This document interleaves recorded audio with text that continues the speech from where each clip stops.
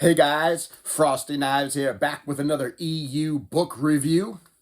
And it is a new year, it's a new season, and this is the first episode of the second season of Frosty's Expanded Universe reviews. And the first book that we're going to be taking a look at on the second leg of our journey is James Luceno's Dark Lord, The Rise of Darth Vader. I'm going to kick this season off with a bang. This book was published in 2005. And it clocks in at 322 pages for the hardcover. So where did we leave our antagonists and protagonists at the end of the last series of book reviews? Well, the Jedi Order is decimated. 85% of them are dead. Rest of them have fled in hiding. The temple has been torched almost to the ground, still exists. The Republic has fallen. The Empire has risen. Palpatine has proclaimed himself Emperor. Anakin is now Darth Vader, fully immersed in the suit. And now the real fun begins.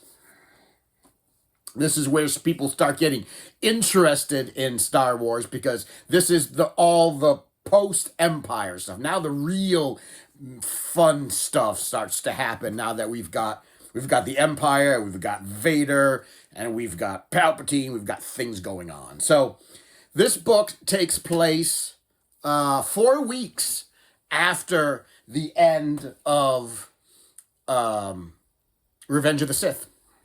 So the universe, the galaxy, is still reeling from what has happened. The war is over. The Jedi are gone.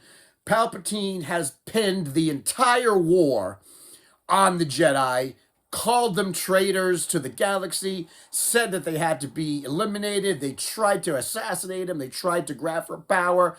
So most of the galaxy at large believes that the Jedi are traitors. They don't know actually what happens. They believe the Jedi orchestrated the war. They believe that the Jedi attempted to seize power. They believe the Jedi were corrupt and evil, and that Palpatine was well within his rights to turn against them.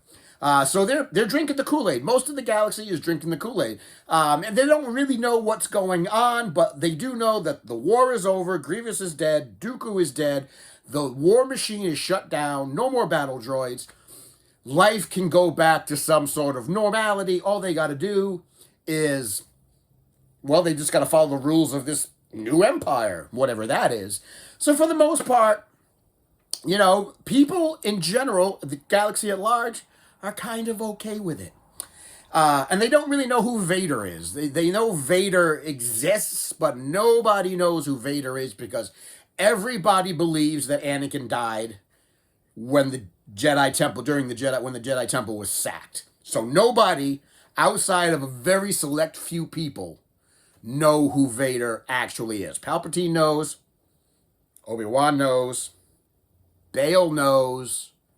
And that's about it. So nobody really knows who Vader is, except that he's the Emperor's right-hand man. He's the Emperor's executioner. He is the one that gets sent in when the Emperor needs the hammer to be dropped down. So, what is this book about? 4 weeks after. This book really centers around two groups of people, Palpatine and Vader, because Palpatine now has to get Vader to start using the dark side. The apprenticeship of Vader in the ways of the Sith really starts now. The book opens up with the final hours of the Clone Wars with two Jedi, Roan Shrine and Oli Starstone. They're on Murkana, and they're doing some type of, they were going after to try to liberate Murkana when Order 66 rolled around. But as opposed to everybody else, a funky thing happened when Order 66 came down. Their clone troopers refused to obey it.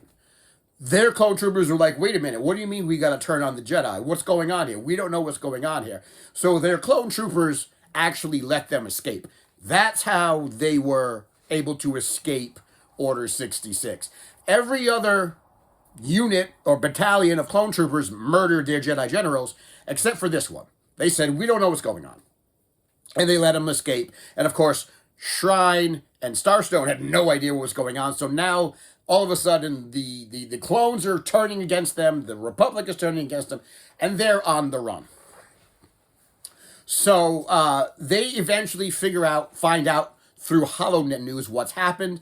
They find out that they first get the recording from Coruscant to say all Jedi come back to the Jedi Temple. Then they get the second recording that Obi-Wan put out that said, no, all Jedi, that you need to go, you need to run away, you need to go into hiding. So they eventually figured out what happened. They heard it, they pieced it together. The war is over, the Republic has crumbled, it's become the Empire, the Jedi are being hunted, they don't know what to do, it's just the two of them.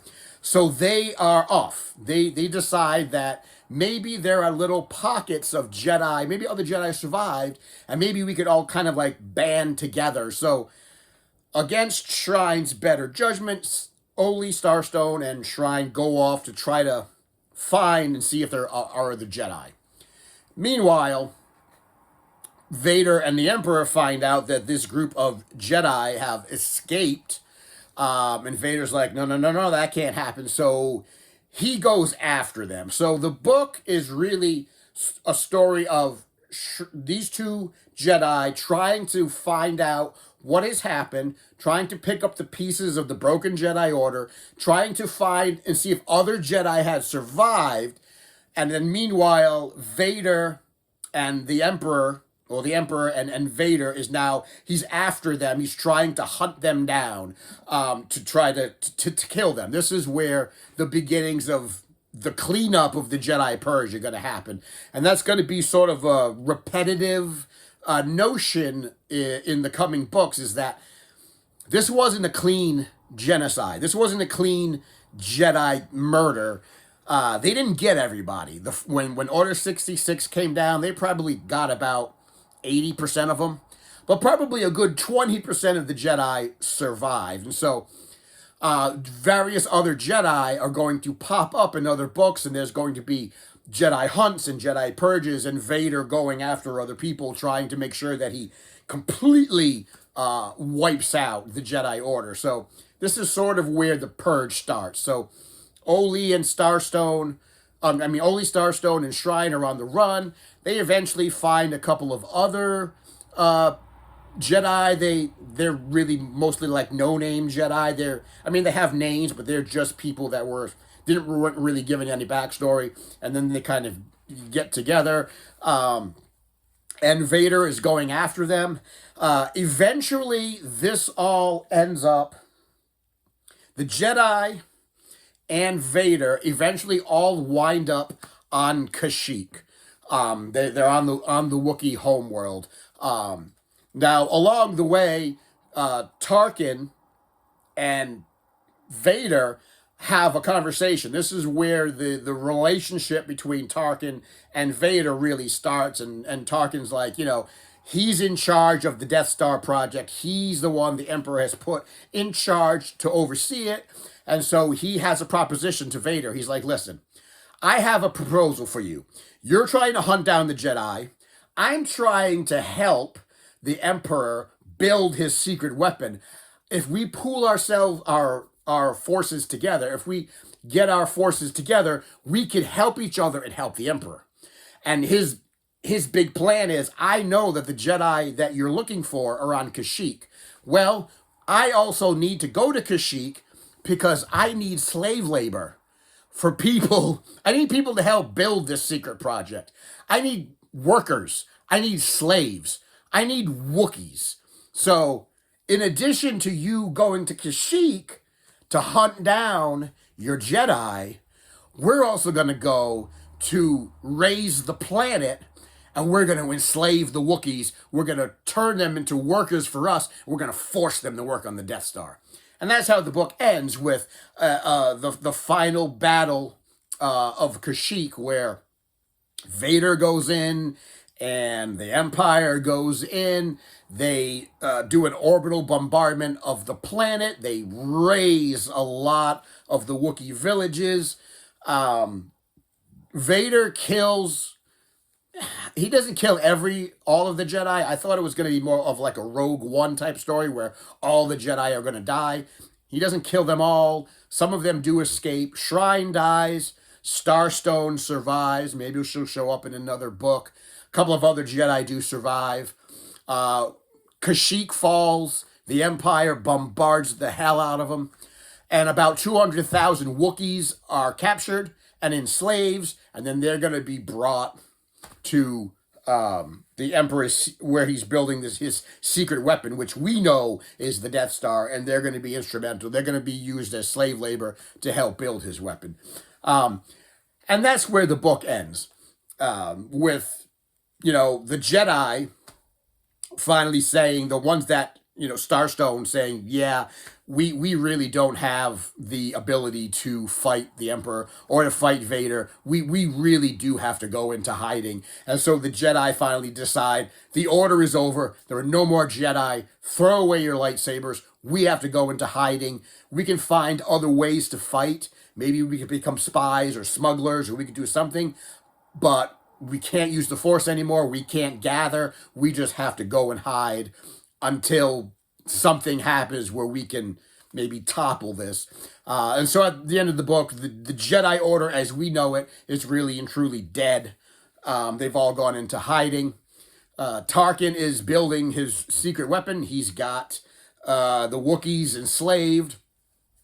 And Vader has fully realized his power as a dark side apprentice. And now he realizes that if he can get enough power, if he can learn enough from Sidious, then eventually he can kill Sidious and he can take over.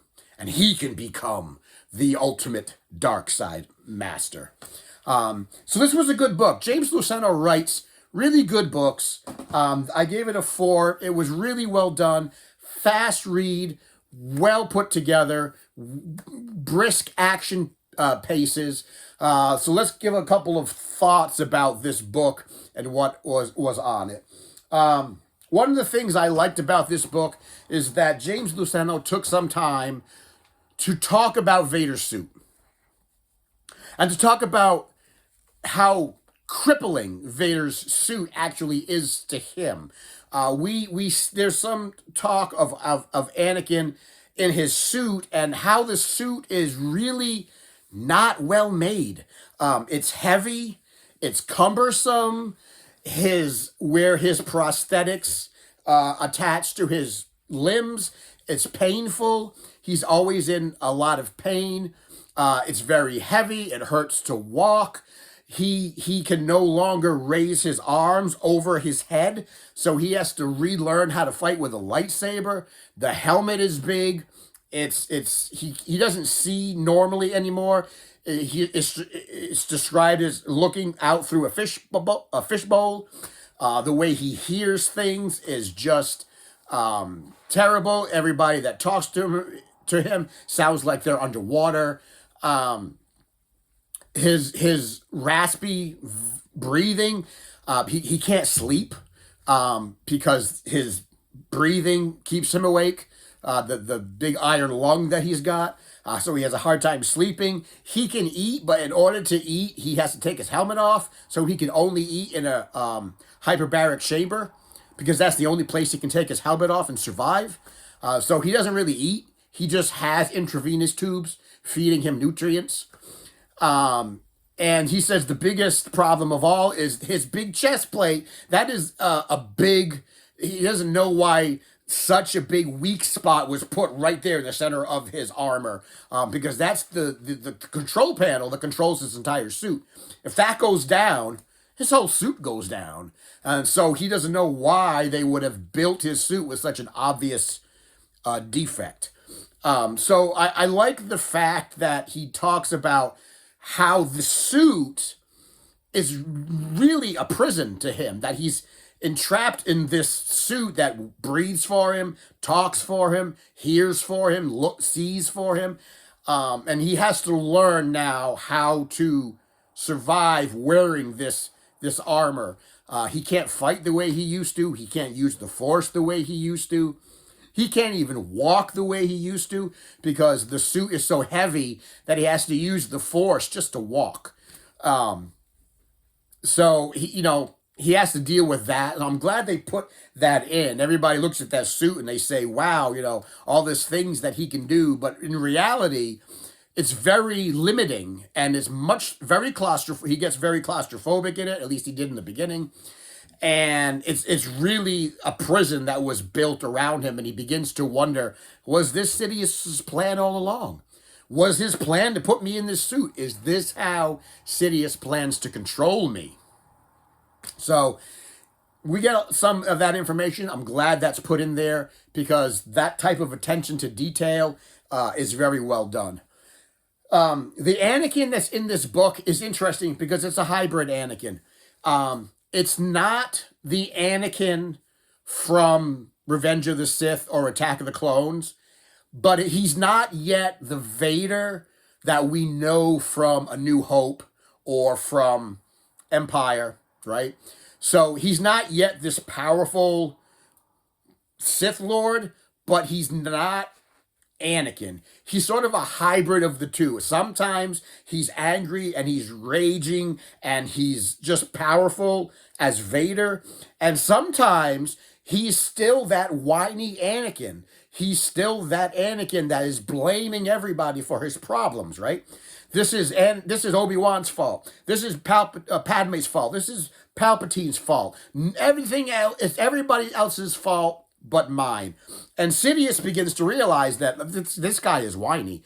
Anakin is whiny. And if he's going to be a good apprentice, if he's going to be a true Dark Lord of the Sith, I need to get that whiny ass Anakin out of him. I need to kill that because Palpatine can't stand it anymore. He's like, why is he so whiny? He's still so whiny. So he's this interesting hybrid, right? He starts off that way, and by the end of the book, that part of Anakin dies. So he finally conquers that part of Anakin, and by the end of the book, he becomes the Vader that we know and love, that we know is from the movies. But he has to take that core of Anakin, and he has to bury it. He has to destroy it, and that's really what the book is about, is him wiping away the last vestiges of whiny Anakin and becoming Vader, or the Vader that we know. So that was some good characterization of Vader. There was some good characterization of Palpatine, because Palpatine's like, listen, if we're gonna do this, that's gotta go. You can't whine. I'm not gonna tolerate a whiner. You gotta stop doing that. And I'm gonna make sure that you stop doing that, or else I'm gonna have to go find myself another apprentice. Because that ain't gonna happen around here. So that was good. I'm glad that we got to see Tarkin. We got to see the beginning of Tarkin and Vader's relationship. And we're still, the Death Star project, this secret weapon, that's going to go on for a long time. It's going to take them about 20 years to build. And when we eventually get to the Death Star book, you'll see that the history of the Death Star itself, it's convoluted. It's got some ups and downs and whatnot, but here we are. Starting this out. So that was good. They talk about, there's some scenes in the book about the rebellion, about Bail and Mon Mothma. And Mon Mothma, she wants to go. She wants to start the rebellion. She wants to hit back. And Bail's like, no, we can't do that. We're gonna get wiped out. That's gonna happen to us. So we gotta keep the rebellion on the down low. We gotta bide our time. We gotta play the yes people. We got to agree with Palpatine. We can't rush it. We'll do a rebellion, but we're going to have to do it slow over time. We're going to have to be very careful, because if we're not, that's going to be a problem. So the beginnings of the rebellion are there, but they're slow, because it's going to take them quite a while to really build the rebellion as we know it. And then, of course, it ended with this sort of bittersweet Battle of Kashyyyk, and we know this. We've known this from other books that the Empire used Wookiee slave labor to build the Death Star, so I knew this was coming, and we knew this was coming, but still, it was sad. It was sad to see the Empire just obliterate the planet. Thousands of Wookiees have been killed. Hundreds of thousands have been enslaved. Chewbacca was in the book, which does leave some plot holes, but it's not James Luceno's fault. It's more George Lucas's fault, because George Lucas put Chewbacca in Revenge of the Sith, and that provides its own plot holes in the story. You know, because if Chewbacca knew about the rise of the Empire and the Jedi, and he was that close friends with Yoda and all that, I mean, they never really talked about, did he ever tell Han that? Did he ever have those conversations with Han? We don't know. Probably not. He probably kept his mouth shut. But so it was kind of nice to see Chewbacca in there, but it was sad with the battle.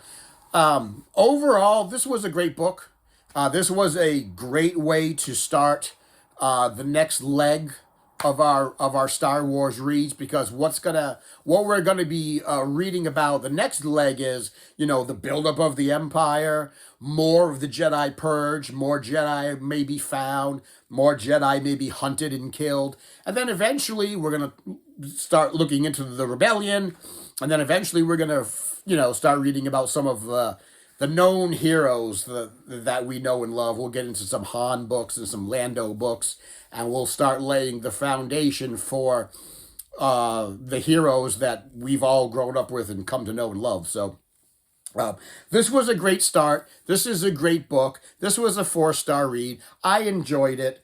I think you would enjoy it as well. It's really well written, really fast paced. Read it in a couple of days. Action is great. Dialogue is great. Characterization is great. You're curious about Vader's suit.